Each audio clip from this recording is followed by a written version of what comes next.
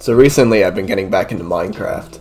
I've been watching all these videos talking about how much better Minecraft used to be, or how Minecraft would be different if Notch still worked on the game, or if it were more like the old versions and all that fun stuff.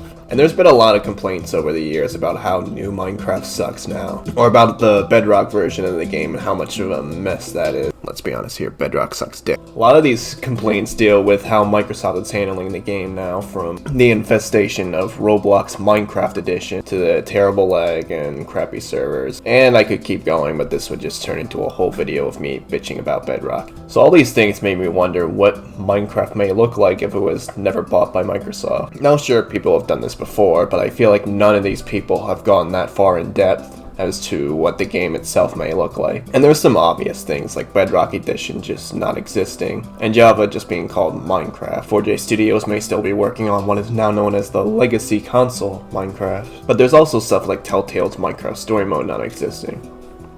Or Minecraft Earth. Or the mob vote. So what would Minecraft look like without Microsoft? Well, I have a bunch of my own ideas, but I decided to see what other people thought. So I turned to Reddit. Yes, I know Reddit, just bear with me. I made a post on our Minecraft too, asking people this question, and I managed to get a few responses. It would be dead if so. Notch sold it because he didn't want to work on it anymore, and it's unlikely momentum would have picked up had Microsoft not taken it. This guy also points out, which is true, Notch quit working on Minecraft 3 years before he sold Mojang. As just normal hat pointed out, Notch sold it because he didn't want to work on it anymore. As a result, if Notch didn't sell, it could have easily died. The death was hard enough. Roblox or Terraria experienced a massive surge in popularity around the same times they do. I think Telltale pretends Terraria story mode. However, this isn't to say it could have been sold to someone else. I could see EA, Ubisoft, or Activision being interested around that time, each one changing in their own ways. Minecraft would be a big draw to any company trying to launch a competitor to Steam. If you wanted to go down a decently boring supposition, could just have other Mojang employees buy Notch out but keep Mojang independent. Then the game advances in much the same way as it does in our timeline, just with smaller but quicker updates and without the social features. Could also make an argument for a random Minecraft YouTuber buying it if Notch was desperate to sell and one ponied up enough. Yogscast would be my bet, given the time period. Sales speculation aside, if you really want to avoid the sale, I think we would have a much more high fantasy oriented Minecraft, with nods or even crossovers from his Scroll series. You can see native modding support quietly added, maybe late 2014, mid 2015, leading to a similar mod and popularity boom as we saw in 2016. Assuming Notch is still sort of tired of it and still has decent control, Minecraft could act as Notch's moneymaker, while he focuses on more experimental project, Caller's Bane, still called Scrolls in this hypothetical timeline, in 0x10c. Come to mind as games that could become series. Mojang as a whole in Minecraft would take some hits if Notch was still actively tweeting in this timeline, making business partnerships less likely. Minecraft story mode probably doesn't happen. So we do get a couple of good comments, but you also have stuff like this a little further. So I saw a trailer on YouTube for a mod made for beta 1.7.3 Minecraft called Better Than Adventure, and it adds a bunch of features that Notch may have added had he not stepped down from Minecraft, but that's a little bit different. That's only if Notch himself didn't step down, which, as cool as that may or may not have been, I'll leave that up to you. That's not what I want to look into. I'm going to go a little closer to the present, and by that I mean like 2014. In 2014, Microsoft bought Mojang for a couple of $1 billion, and it was a big deal and that. And this is when people started noticing the quality of updates taking a nosedive. A lot of people stopped playing. You've heard this before, their combat updates sucked ass, and there was that useless piece of polar update, or whatever the hell that nobody cares about. So what if these didn't exist? That's what I want to find out. And I decided to take a similar approach to the Better Than Adventure mod, or like YouTuber Dahomey did. So I looked for the last version of Minecraft before the Microsoft buyout, and that was version 1.8. But that version kind of sucks, so we're going to go back a little bit further. Say hello to 1.7.10, one of the best Minecraft versions ever made, and one of the last before the big Microsoft buyout. It's also one of the best versions for modded Minecraft, and so I tried to find a bunch of 1.7.10 mods that would fit in with what I think Minecraft would look like in this alternate timeline, where Mojang tells Microsoft to touch grass or something. I wanted to try keeping this as realistic as I could and not just throw any old mods in there like Twilight Forest and call it a day. So I came up with my own alternate Minecraft themed updates that I think would fit in this alternate Minecraft. And since our alternate timeline starts in 2014 where the Microsoft deal now fails, there's going to be quite a bit of updates. I mean, it's almost 10 years of Minecraft. I guess you could also call this video predicting the next 10 years of Minecraft in 2014. Anyways, I'll be going through all these themed updates individually, but first I just want to list some of them off. The structure update, which would be an alternate to the 1.8 update. The minecart update, which would be an alternative to the 1.9 combat update, which added in the elytra and added some stuff into the end, and that we wouldn't have that. Instead, Mojang would focus more on the minecarts. An alternate cave mining update, which focuses more on new ores, armor types, and all that, instead of just the cave generation by itself. We have an alternate combat update, which makes it actually more interesting instead of the thing that everybody hates. A magic update instead of having, parrots and colored blocks. So this update will actually be distributed in two parts, releasing in the year 2018, and the second part of the update will focus more on mystical creatures and expanding a little bit of the magic. And the farming update will add in a bunch of new food and plants to the game with a bunch of different uses. The companion update, which would be the alternate 1.15 update instead of bees. I think that's like the only thing we got out of 1.15 is bees. Focuses more on pets and other mobs. There's another update, which would be alternate to our timeline, focusing a little more on new structures and mobs, maybe some ores. We have the wildlife update, which would act as a part 2 sort of to the companion update. And we also have the end update, which would improve elements of the end dimension. And finally, there would be the 1.19 update releasing in 2023. We wouldn't know what that is yet. It could be just about anything. So now that I've given a brief overview of all the updates, I'm going to go through each one individually and show you some of the features that might be in these updates. Keep in mind we are using updates, so not everything is going to be exact. Like, there's going to be a few things that are a little bit off. So we're going to start out with the 1.8 structure update. And this update is basically, as the name says, adds in a whole bunch of new structures to the game. This includes battle towers, which are big giant towers that'll spawn throughout the overworld, mostly in plains biomes. And there will be lots of loot and lots of floors throughout the tower. And up at the top of the tower there will be a battle tower golem that you'll have to defeat to get some extra treasure. And then once you defeat the battle tower golem, the whole tower will come down and collapse. There's also ruined structures that'll spawn around the world, which you'll see a lot of them. There's also these dynamic mazes which spawn in plains biomes. But you can change the config settings for this mod to make it so that the mazes don't spawn as often, because they do pop up pretty often, as well as some other structures for other mods. So if you want to turn down the frequency of some of them, you can go into the .minecraft folder and into the config. There's also a bunch of new dungeon types. This is one of the most common ones. It basically looks like a much more improved stronghold. Has a bunch of loot in it, bunch of mob spawning of course. And another one of the new structures that gets added in is the shipwrecks, which are actually added into the real Minecraft 1.13 aquatic update, but we don't really have an aquatic update here, so this is just getting added in as part of the structure update. There's also camping tents that get added in. So you'll see little camping NPCs. They're a lot like villagers, you can interact with them a little bit. There will be little camping tents set up in the forest and you can sleep in those. Also set up a campfire and there will be little grizzly bears, kind of like the SpongeBob sea bear. Draw yourself a sea bear circle. And the last part of this update will be that there will be more village types in different biomes. So you'll see mushroom biome villages and ice spike villages and a whole bunch of other ones. Then we go into the 1.9 minecart update, which completely revamps the minecart transportation system. There's a bunch of new rail types and levers and switches. You can make some really cool contraptions and basically make your own railway transportation system. Sort of a little bit of a train station with minecarts. There's a lot of stuff in this mod, which I'm not going to go into everything, so if you want to see this mod more in depth, it's called Railcraft, and I'll leave a video link for it in the description. But this basically takes the place of the elytra, where in the original 1.9 update, the elytras are added in as a new method of transportation, basically kind of like wings. We know the elytras are really overpowered and broken. and they essentially like replace what the horses in the minecarts do, which we don't really want to do. That way we don't want to replace something that we already have that can just be improved upon. So that's what's going to happen here, is the minecart system is just going to get improved. And another feature added into this mod is there's new furnace types added in. So we have the iron furnace, the gold furnace, the diamond furnace, the hell furnace, and the extreme furnace. And all these furnace types are more powerful than the other, meaning that they smelt stuff a lot faster. I'll show some of them on screen right now. We can compare how much faster some of them are compared to others. And once you get up to like the hell furnace and the extreme furnace, you can basically put an item in and it'll be smelted instantaneously.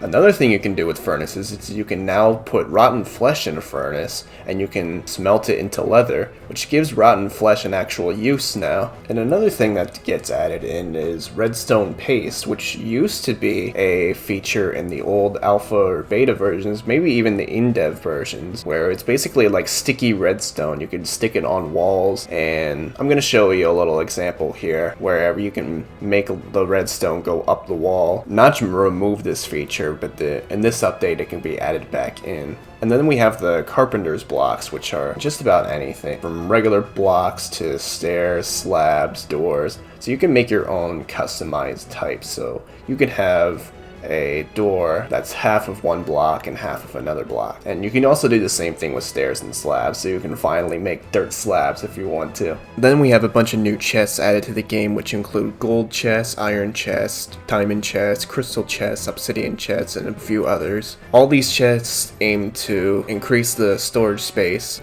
The last part of the update is the rope bridge, which basically allows you to make a bridge out of rope using a rope gun.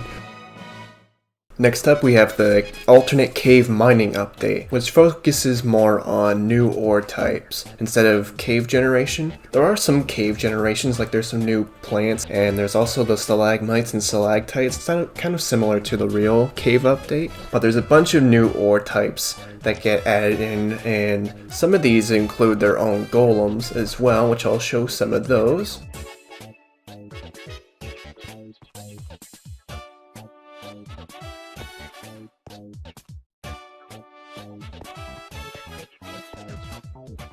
And there's also emerald and obsidian armor and gear, as well as reinforced versions of that, which kind of reminds me of netherite a little bit. And then there's also a bunch of new armor types, which some of these would sort of make sense, no pun intended, because there's wood armor, but some of these are a little bit questionable. I mean, to be fair, we are using mods, so not everything is going to be 100% accurate. I just want to compare some weapon types first. So emerald is about the same as iron. Obsidian is slightly stronger than diamond. Obsidian has the same strength as zectium and osmonium. Emerald has the same strength as adamite and sapphire. Stone sword has the same strength as copper and meteorite. And diamond has the same strength as ruby and tapizite. And the most powerful set is starconium. This update also adds a bunch of new mobs into the game, some of them being the Mimic, the Lost Miner, and the Wandering Trader. And another small feature being added in, which I thought I would point out, is the charcoal block, because I thought it would make sense given that this is the mining update, and then we also have coal blocks in the game. It would make sense to have a charcoal variant of that. Next up we have the 1.11 combat update, and while it is a combat update, it also adds in some other small features into the game as well. This includes sitting on stairs and slabs, and also adding a little menu to the top of the screen telling you what block you're looking at. It's very useful for playing with mods, which in this case we are. This also adds in a parachute to the game. I thought it would make sense for this update, given that the combat is getting a little bit of an overhaul. I thought it would make sense to have another method of transportation, at least quick transportation. And while you can glide with this, it's not like the Elytra, where you can infinitely fly forever as long as you have rockets.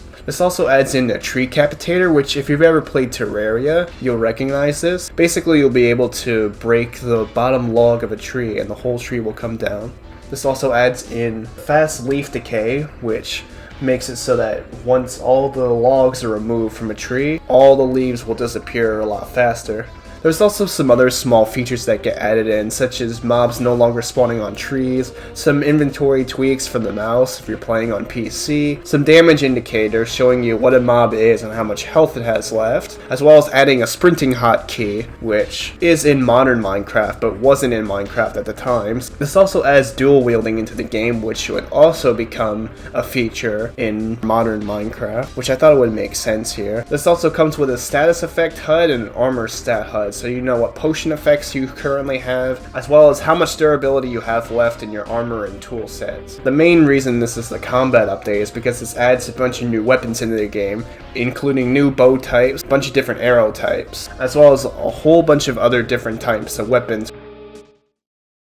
Then we have the magic update, which gets split into two parts, being the 1.12 update releasing in early 2018, and the 1.13 update releasing as part 2 in late 2018. So sort of like how in real life we got the Caves and Cliffs update in two parts, we're basically doing a similar thing here. At this point I was starting to struggle to find mods to use for the updates I wanted. Since this is a much older Minecraft version, the modding support isn't as good as it is today. So I tried to make do with what I could, and I thought part of that would be splitting the magic update into two parts. So the first update will include a advanced enchantment table, which adds in a bunch of new enchantment types and also allows you to choose a specific enchantment that you want instead of the regular enchantment table where it's kind of just Russian roulette with enchantments. This also adds in shiny food to the game, which is a bunch of golden variants of food. If you didn't think golden apples were enough, now we have golden steak and golden pork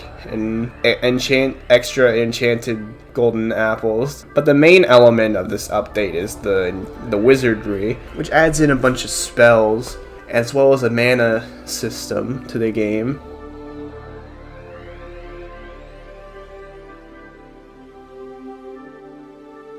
This is expanded upon in part 2 of the update, where we have a little more magic, except this has to do more with nature and plants. The names of these two mods are Electroblob's Wizardry and Botania. I'll leave links for those in the description if you want to go check them out. But then we also have mutant creatures, which are bigger, stronger versions of the creeper, skeleton, zombie, and enderman, and an unfinished spider one that we're not gonna talk about, as well as adding in a bunch of new types of creepers. This includes the fire creeper, the magma creeper, the snow creeper. Now I thought these would make sort of sense given Minecraft would be heading towards more of a fantasy element. I thought these would make sense to fit in, even if they wouldn't be 100% accurate.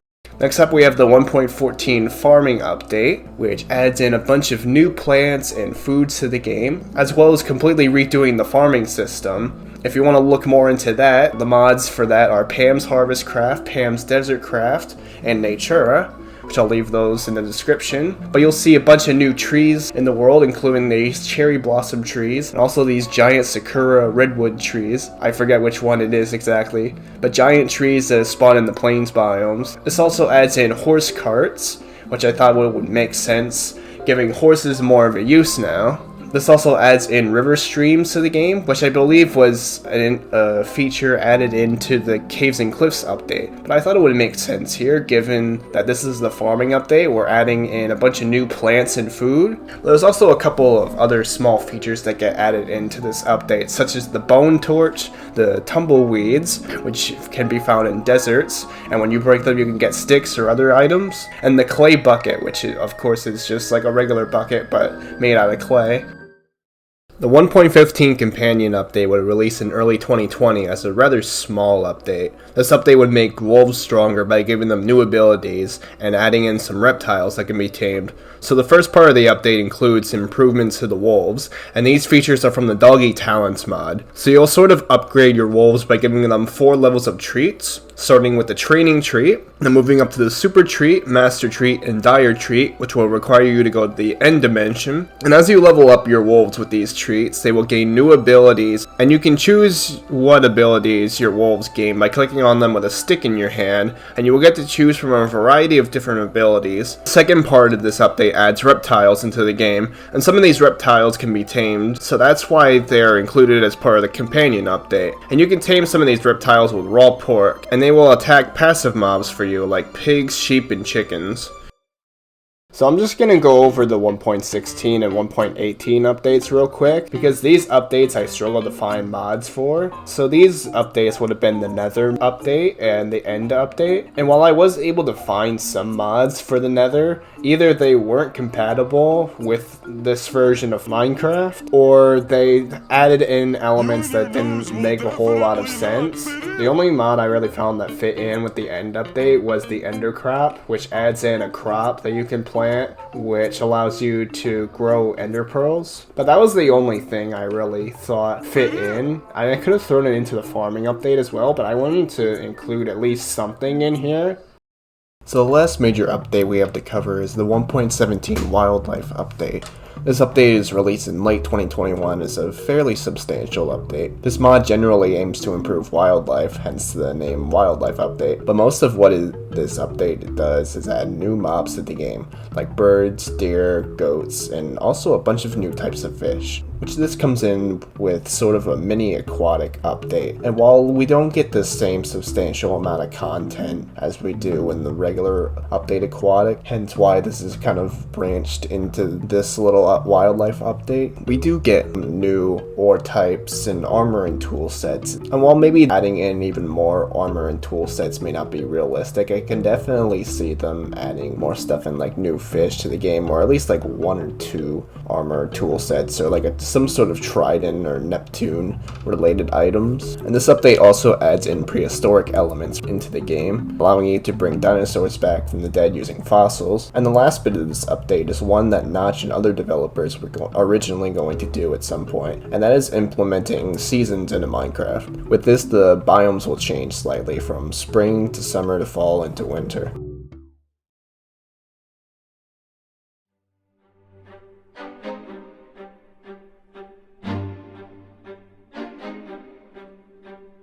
And that's what I think Minecraft may look like without Microsoft.